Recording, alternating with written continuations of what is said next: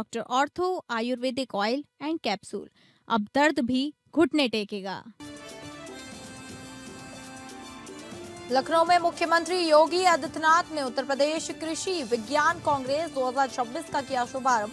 अपने संबोधन में सीएम योगी ने दिया वादा, पिछले 9 वर्ष में हमने कृषि विकास दर को उत्तर प्रदेश में 8% से बढ़ाकर 18% तक पहुंचाने में सफलता प्राप्त की।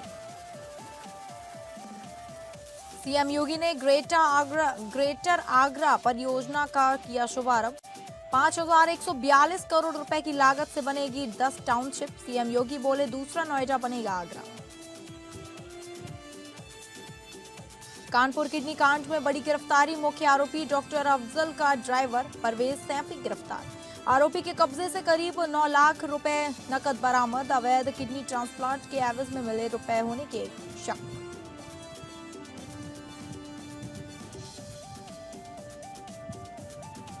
बाराबंकी सिविल कोर्ट में चला बुलडोजर। कोर्ट परिसर में अधिवक्ताओं के टीन शेड और चैम्बर ध्वस्त किए गए।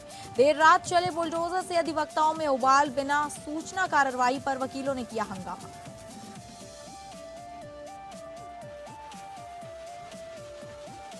नमस्कार, आप सभी का स्वागत है उत्तर प्रदेश बुलेटिन में और मैं हूं आपके साथ अंकिता सिंह। शुरुआत करेंगे बुलेटिन की, जहां लखनऊ में मुख्यमंत्री योगी आदित्यनाथ ने उत्तर प्रदेश कृषि विज्ञान कांग्रेस 2026 का शुभारंभ किया। इस मौके पर सीएम योगी ने कार्यक्रम को संबोधित किया। सीएम योगी ने कहा कि उत्तर प्रदेश भारत की सबसे बड़ी आबादी का राज्य है। उत्तर प्रदेश जैसे राज्य में दुनिया की सबसे उर्वरा भूमि, सबसे अच्छा जल संसाधन है। भारत की कुल आबादी का 16 से 17% जनसंख्या उत्तर प्रदेश में निवास करती है। कृषि योग्य भूमि भारत में 11% उत्तर प्रदेश के पास है। इस 11% में भारत की कुल खाद्यान्न उत्पादन का 21% उत्तर प्रदेश कराता है। सीएम योगी ने कहा कि थोड़ा प्रयास करने पर परिणाम कैसे आते हैं। गत 9 वर्ष में हमने कृषि विकास दर को उत्तर प्रदेश में 8% से बढ़ाकर 18% तक पहुंचाने में सफलता प्राप्त की है। आज हमने गन्ना उत्पादक किसानों को, जिस प्रकार उत्तर प्रदेश में 10-10 वर्षों तक गन्ना मूल्य का भुगतान नहीं हुआ था, चीनी मिलें बंद हो रही थी, बेची जा रही थी, उसी उत्तर प्रदेश में आज वो शुगर कॉम्प्लेक्स के रूप में काम कर रही हैं। उत्तर प्रदेश देश के कुल 55% गन्ने का उत्पादन कर रहा है। एथेनॉल उत्पादन 41 करोड़ लीटर से बढ़ाकर लगभग 1.25 लाख करोड़ लीटर तक पहुंच चुका है। हमने गन्ना किसानों को भी लगभग 2,90,000 करोड़ रुपए से अधिक की राशि डीबीटी के माध्यम से दे चुके हैं। आज हम लोग अकेले गन्ना उत्पादक किसानों को, जिस उत्तर प्रदेश में 10-10 वर्षों से गन्ना मूल्य का भुगतान नहीं हुआ था, चीनी मिलें बंद हो रही थी, बेची जा रही थी, आज वे शुगर कॉम्प्लेक्स के रूप में काम कर रहा है। और उत्तर प्रदेश देश का कुल गन्ना उत्पादन का 55% अकेले उत्तर प्रदेश उत्पादन कर रहा है। इथेनॉल उत्पादन 41 करोड़ लीटर से बढ़कर के लगभग 1.25 लाख करोड़ तक पहुंच चुका है। इतना 2 लाख करोड़ तक ये पहुंच चुका है। उत्तर प्रदेश के मुख्यमंत्री योगी आदित्यनाथ ने आगरा को बड़ी सौगात दी है। ग्रेटर आगरा योजना के तहत 5,142 करोड़ रुपए की लागत से 10 आवासीय टाउनशिप का शिलान्यास किया गया है। रायपुर और रहन कला में बनने वाली ये टाउनशिप आगरा के विकास को नई दिशा देगी। मंगलवार को मुख्यमंत्री योगी ने ग्रेटर आगरा परियोजना का भव्य शुभारंभ किया। लगभग 49.65 हेक्टेयर भूमि पर 5,142 करोड़ रुपए की लागत से 10 आधुनिक आवासीय टाउनशिप विकसित की जाएंगी। सीएम ने वैदिक मंत्रोच्चार के बीच विधिवत भूमि पूजन कर परियोजना का शिलान्यास किया और टाउनशिप के 3D मॉडल का अवलोकन भी किया। इसके साथ ही बटन दबाकर 1,324 करोड़ रुपए की 324 अन्य विकास परियोजनाओं का लोकार्पण और शिलान्यास भी किया। अपने संबोधन में सीएम योगी ने कहा कि ग्रेटर आगरा योजना के तहत बसने वाला यह क्षेत्र आने वाले समय में दूसरा नोएडा बनेगा। यहाँ आधुनिक सड़कें, अस्पताल, शिक्षक संस्थान, पुल और पर्यटन से जुड़ी सुविधाएं विकसित की जाएंगी। उन्होंने बताया कि टाउनशिप का नामकरण सनातन परंपरा की 10 पवित्र नदियों गंगा, यमुना, सरस्वती, गोदावरी, नर्मदा, सिंधु और कावेरी आदि के नाम पर किया जाएगा। सीएम ने यह भी घोषणा की कि डीपीआर मिलने के बाद यमुना नदी पर टाउन स्ट्रीम में रबर डैम का निर्माण कराया जाएगा, जिससे शहर के विकास को और गति मिलेगी। अपने संबोधन में उन्होंने केंद्र सरकार की नीतियों और प्रधानमंत्री मोदी के विजन का भी उल्लेख करते हुए कहा कि विरासत भी और विकास भी के मंत्र पर सरकार लगातार काम कर रही है। कार्यक्रम में कई केंद्रीय और राज्य मंत्री, सांसद, विधायक और प्रशासनिक अधिकारी मौजूद रहे। कश्मीर के अंदर लागू होता है। कांग्रेस ने 2 विधान, 2 प्रधान, 2 निशान दिए थे। मोदी जी ने कहा नहीं, भारत के अंदर डॉक्टर श्यामा प्रसाद मुखर्जी का संकल्प गूंजेगा कि एक देश में एक प्रधान, एक विधान और एक निशान रहेगा और बाबा साहब अंबेडकर जी का सपना साकार होगा। यह मोदी जी ने करके दिखाया है। बहनों और भाइयों, भारत सुरक्षित भी है, समृद्धि की नई ऊंचाई को प्राप्त भी कर रहा है और साथ साथ विरासत का सम्मान भी कर रहा है। मथुरा, वृंदावन में ब्रज तीर्थ विकास परिषद के माध्यम से विकास की नई आभा को आगे बढ़ाया जा रहा है। बाराबंकी जिले में लगे विवादित राजनीतिक होल्डिंग को लेकर सियासत गर्मा गई है। दरियाबाद विधानसभा क्षेत्र में लगाए गए पोस्टरों में मुख्यमंत्री योगी आदित्यनाथ को धुरंधर बताकर माफिया पर कार्रवाई की सराहना की गई, जबकि सपा अध्यक्ष अखिलेश यादव को रहमान डकैत के रूप में दर्शाया गया। इसी को लेकर समाजवादी पार्टी के कार्यकर्ताओं में नाराजगी भड़क उठी। दरियाबाद में लगी इस होल्डिंग्स को सपा कार्यकर्ताओं ने विरोध स्वरूप फाड़ दिया। इसका वीडियो भी सोशल मीडिया पर तेजी से वायरल हो रहा है। बताया जा रहा है कि सपा नेता अखिलेश वर्मा, ब्लॉक अध्यक्ष जयसी राम रावत, सोनू यादव समेत अन्य कार्यकर्ताओं ने मौके पर पहुंचकर पोस्टर हटाए। कार्यकर्ताओं का आरोप है कि इस तरह के पोस्टर समाज में वैमनस्य फैलाने और लोगों को बांटने की कोशिश कर रहे हैं।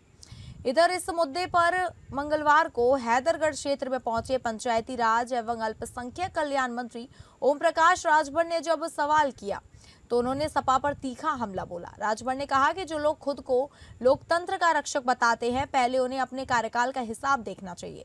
उन्होंने सपा सरकार के समय कानून व्यवस्था का सवाल उठाते हुए कहा कि इस दौरान प्रदेश में दंगे होते थे और लोग पलायन को मजबूर थे।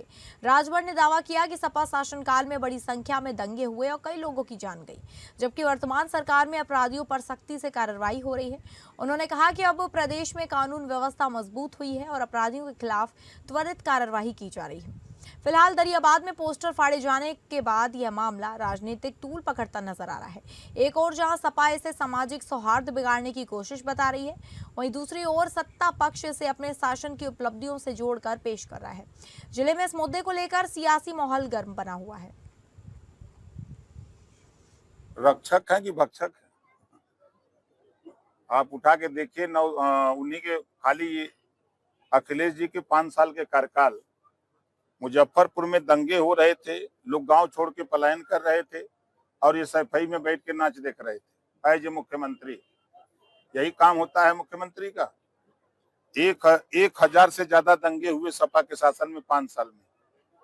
1200 लोगों की जान की हानि हुई और अपराधी छुट्टा सांड की तरह घूमते थे और लोग, समाजवादी पार्टी के नेता सरकार को अपने जेब में रख के घूमते थे। आज योगी जी की सरकार है, 9 साल में एक भी दंगा नहीं हुआ, कहीं कर्फ्यू नहीं लगा और जो अपराधी गुंडागर्दी करते थे उनको जेल में या तो जमीन के अंदर कर दिया। कानपुर के बहुचर्चित किडनी ट्रांसप्लांट कांड में पुलिस को बड़ी सफलता मिली है। रावतपुर पुलिस ने इस मामले के अहम आरोपी परवेज सैफी को गिरफ्तार कर लिया है, जो मुख्य आरोपी डॉक्टर अफजल का ड्राइवर बताया जा रहा है। पुलिस के अनुसार परवेज सैफी इस पूरे रैकेट में सक्रिय भूमिका निभा रहा था। इससे पहले डॉक्टर अफजल के साथ उसका एक वीडियो सामने आया था, जिसमें दोनों नोटों के ढेर के साथ बैठे दिखाई दे रहे हैं।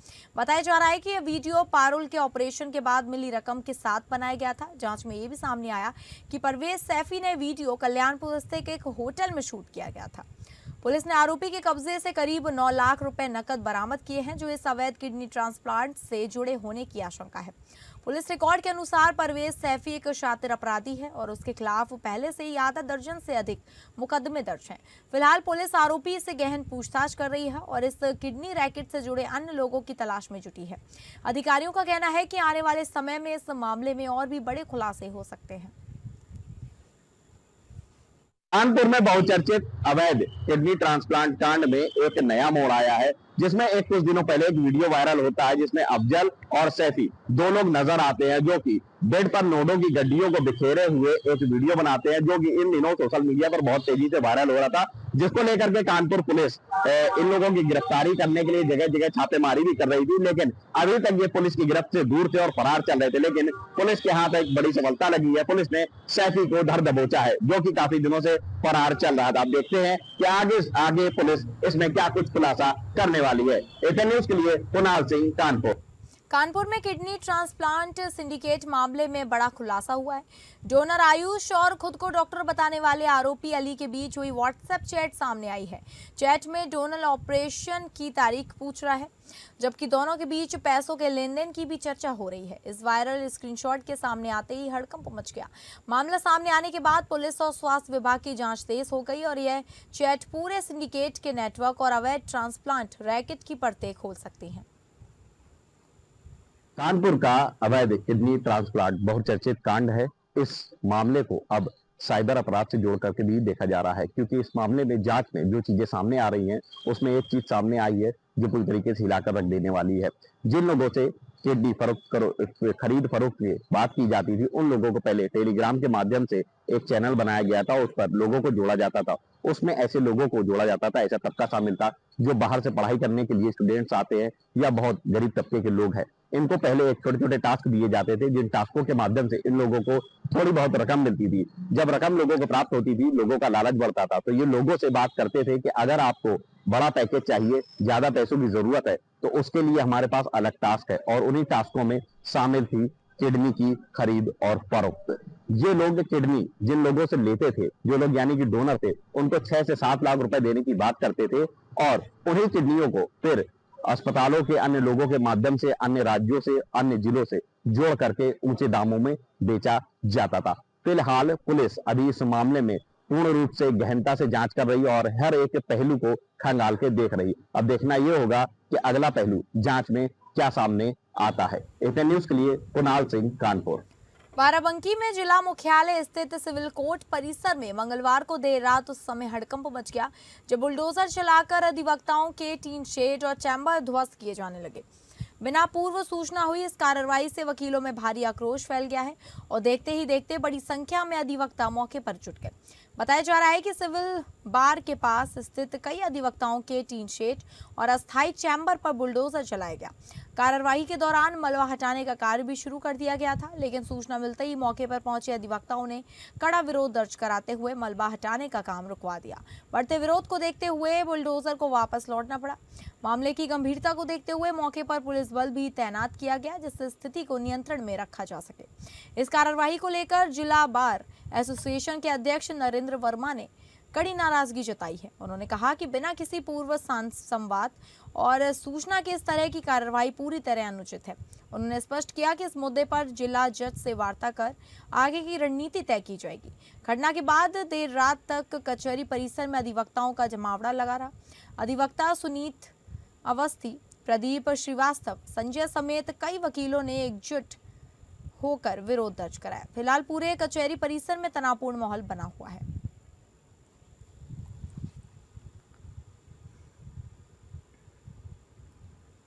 जून अखाड़ा अब सिर्फ धार्मिक क्षेत्र तक सीमित नहीं है, बल्कि सक्रिय राजनीति में भी उतर चुका है। जून अखाड़ा के अध्यक्ष प्रेमगिरी महाराज ने स्पष्ट संकेत दिए हैं कि अखाड़ा बंगाल विधानसभा चुनाव में पूरी ताकत के साथ सरकार के पक्ष में उतर चुका है। श्री आनंदेश्वर महादेव मंदिर परमठ में मंदिर विस्तार और विकास कार्यों को लेकर मीडिया से बातचीत करते हुए प्रेमगिरी महाराज ने कहा, हम सभी कर्म के पुजारी हैं, फल प्रभु के हाथ में है।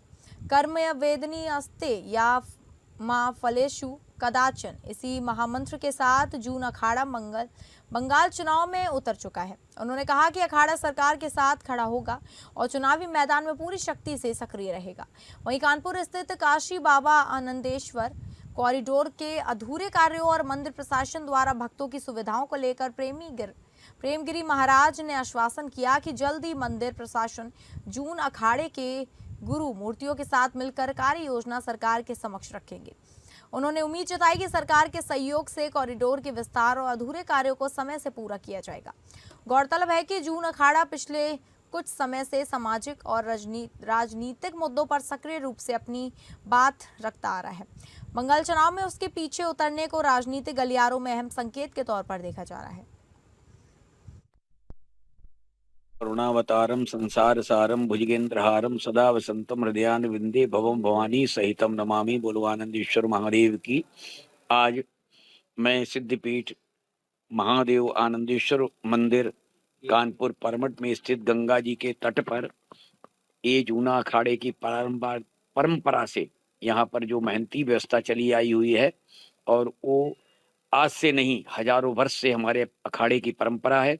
और यहाँ जूना अखाड़े के ही महात्मा यहाँ महंत के रूप में, व्यवस्था के रूप में रखे जाते हैं।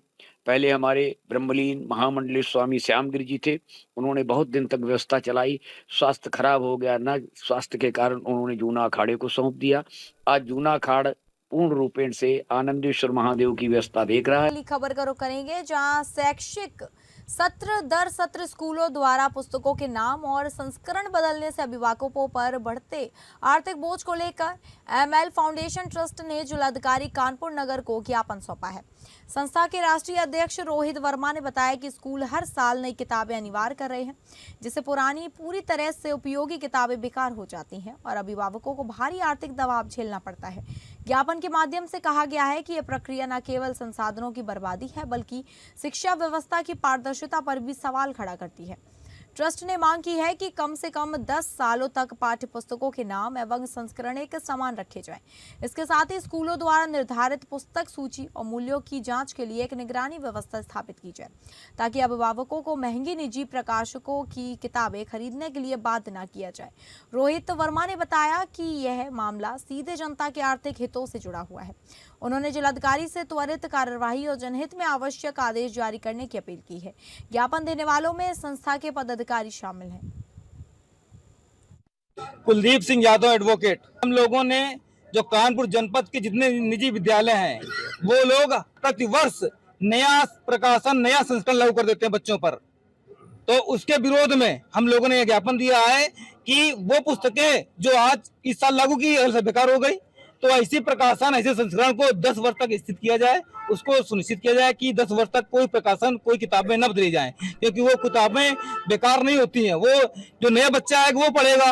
तो ये लोग क्या करते हैं, अपने निजी हित के लिए प्रतिवर्ष नई बुकों का संस्करण, नई बुकों का प्रकाशन, नई किताबें लो, नया किताब लो, सब कुछ, और पुरानी किताब बेकार हो जाती है। तो उसके विरोध में हम लोगों ने यहाँ पर ज्ञापन दिया है कि माननीय जिलाधिकारी ने निवेदन किया है कि 10 वर्ष तक की जो किताबें हैं 10 वर्ष तक न बदला जाए। अयोध्या के महबूबगंज उप डाकघर में 30 लाख रुपए के गबन का मामला सामने आया है। उप डाकपाल शिवांशु श्रीवास्तव, उनकी पत्नी आयुषी श्रीवास्तव और सिपाही अजय यादव के खिलाफ मुकदमा दर्ज कराया गया है। प्रधान डाकघर के डाक अधीक्षक के तहरीर पर दर्ज हुआ मुकदमा। आरोप है कि एक ही परिवार के 3 लोगों को फर्जी तरीके से मृत दिखाया गया। पीड़ित मोहम्मद सगीन खान, उनके बेटे शमशेर खान और पत्नी कैसर जहां ने 11 जनवरी 2025 को 30 लाख के किसान विकास पत्र खरीदे थे। आरोप है कि उप डाकपाल ने तीनों खातों को मृत दिखाकर बंद करा दिया। इसके बाद पूरी रकम नामिनी मुमताज जहां के खाते में ट्रांसफर कर दी है। मुमताज जहां की जानकारी के बिना 13 मई को 15 लाख रुपए निकाल लिए गए। जांच में खुलासा हुआ कि उसी दिन सिपाही अजय यादव के खाते में 15 लाख रुपए जमा हुए। यह भी सामने आया कि अजय यादव और शिवांशु श्रीवास्तव के बीच करीबी संबंध थे और कुछ रकम आयुषी श्रीवास्तव के खाते में भी ट्रांसफर हुई है। मामले में लापरवाही पर एसएसपी डॉक्टर गौरव ग्रोवर ने थाना प्रभारी शारदेंदु दुबे और सिपाही अजय यादव को सस्पेंड कर दिया और पुलिस जांच जारी है। देखिए, यहाँ पर पुलिस ऑफिस में जन सुनवाई में कुछ दिन पूर्व डाक विभाग के अधिकारियों द्वारा एक प्रार्थना पत्र दिया गया था, जिसमें वर्णित किया गया था कि उन्हीं के ही एक वर्तमान कर्मचारी द्वारा उन्हीं के विभाग के एक रिटायर्ड कर्मचारी को मृत दिखाते हुए उसके फंड के जो पैसा है उसका गबन किया गया है। इस संबंध में जांच एसपी रूरल महोदय को दी गई थी, जिनके द्वारा गहन जांच के उपरांत ये पाया गया कि इस तरह की घटना सत्य हुई है, जिसके आधार पर थाना गोसाईगंज पर मुकदमा पंजीकृत कर लिया गया है। हमीरपुर जिले में शासन के निर्देशों पर ओवरलोडिंग और अवैध परिवहन के खिलाफ कार्यवाही की जा रही है। सदर एसडीएम केटी शर्मा ने ओवरलोडिंग और अवैध परिवहन के खिलाफ अभियान चलाकर 2 ट्रकों को पकड़कर सीज कर दिया है। चेकिंग के दौरान ये ट्रक बिना रॉयल्टी और बिना नंबर प्लेट के परिवहन कर रहे थे। एसडीएम की कार्रवाई से ट्रक मालिकों में हड़कंप मचा हुआ है। एसडीएम ने कार्रवाई के लिए पकड़े गए दोनों ट्रकों को सदर कोतवाली के सुपुर्द किया है और खनन कार्रवाई के लिए खनिज विभाग को सूचित कर दिया है। एसडीएम सदर ने बताया कि अवैध परिवहन और अवैध खनन के खिलाफ जिलाधिकारी के निर्देशों पर बराबर कार्रवाई की जा रही है, जिससे इन लोगों पर अंकुश लगाया जा सके। रात में निकले थे भ्रमण में, तो 2 ट्रकें मिली हैं। एक ट्रक में नंबर आगे पीछे भी नहीं है और दोनों में रॉयल्टी नहीं है। दोनों ट्रकों को पकड़ करके थाने कोतवाली सुपुर्द कर दिया गया है और खनन अधिकारी को बता दिया गया है दिन में आकर के जो भी विधिक कार्रवाई होगी तो कार्रवाई की जाए। जिलाधिकारी महोदय के आदेश से कार्रवाई लगातार चल रही है और हमारे नए कप्तान साहब आए हैं। कार्रवाई तेजी से चल रही है। प्रयास ये किया जा रहा है कि अवैध परिवहन को, अवैध खनन को अधिक से अधिक रोका जाए, न होने पाए, ये हमारा प्रयास है। कानपुर के बर्रा 6 निवासी एक विवाहित महिला ने पुलिस आयुक्त को शिकायत देकर कुछ लोगों पर गंभीर आरोप लगाए हैं। श्रीमती नीरज सोनी ने एवाई सर्विस प्राइवेट लिमिटेड के निदेशक अनिल कुमार और उनके भाई सुनील कुमार पर पति को नौकरी से हटाने की धमकी देकर अवैध संबंध बनाने का दबाव बनाने का आरोप लगाया है। पीड़िता के अनुसार 1 अप्रैल की रात करीब 11:30 बजे नोवेल्टी होटल के रेस्टोरेंट में नशे की हालत में सुनील कुमार ने उनके साथ अश्लील हरकतें की और विरोध करने पर गाली गलौज की। अगले दिन 2 अप्रैल को आरोपी ने उनके पति के कार्यालय पहुंचकर लाइसेंसी रिवॉल्वर तानते हुए जान से मारने की धमकी दी। महिला का आरोप है कि आरोपियों ने खुद को एसएन पान मसाला और कुरेले ग्रुप से जुड़ा बताते हुए राजनीतिक पहुंच का डर दिखाया। वहीं पीड़िता के अधिवक्ता आलोक मिश्रा को भी कंपनी के अकाउंटेंट ऋषभ कुमार झा द्वारा फोन कर केस न लड़ने की धमकी दी गई।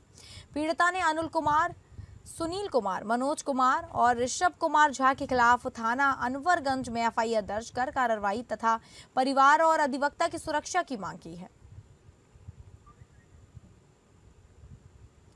तो फिलहाल उत्तर प्रदेश बुलेटिन में बस इतना ही। नमस्कार।